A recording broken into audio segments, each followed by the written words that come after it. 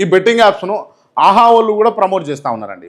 ఆహా అల్లు అరవింద ఎవరో మరి దానికి ఓనరు, ఆహా వాళ్ళు కూడా ప్రమోట్ చేస్తూ ఉన్నారు.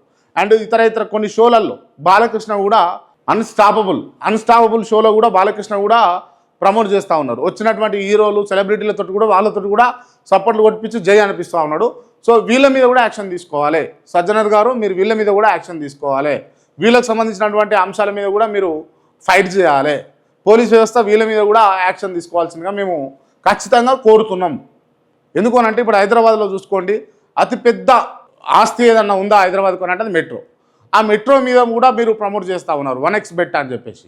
సో దీనివల్ల ఎంతమంది ప్రభావితం అవుతారు, ఎంతమంది నష్టపోతారు, ఎంతమంది జీవితాలను కోల్పోతూ ఉన్నారు అన్నది కూడా గమనించాలి. సో ప్రభుత్వ రంగ సంస్థ అయినటువంటి ఈ మెట్రో కూడా ఇందులో భాగంగా ఈ బెట్టింగ్ యాప్స్ను ప్రమోట్ చేయడం అనేది దురదృష్టకరమైనటువంటి అంశం. సో దయచేసి వీళ్ళందరూ కూడా భాగస్వామ్యం చేసి వీళ్ళకి తగిన శిక్షలు విధించాలి. ఖచ్చితంగా తగిన భరణం కూడా చేయాలి వీళ్ళకు. ఎందుకు అని అంటే వీళ్ళు ఖచ్చితంగా డబ్బులు ఇవ్వాల్సిందే నష్టపోయిన కుటుంబాలకు. వీళ్ళ వల్ల ఎవరైతే నష్టపోయారో వాళ్ళు ముందుకొచ్చి నిజంగా మా కొడుకు ఇలా కోల్పోయినంటే గా ఫలానా ఆయననే కారణం అంటే ఖచ్చితంగా వాళ్ళకి డబ్బులు ఇవ్వాల్సిందే. వీళ్ళు 100 కోట్ల రూపాయలు మామూలు స్థాయిలో ఉన్నటువంటి వ్యక్తులు కూడా లేదన్నా కూడా 30 కోట్లు 40 కోట్లు 50 కోట్లు వాడు రోజుకు 1,50,000 రూపాయలు ఇస్తారట.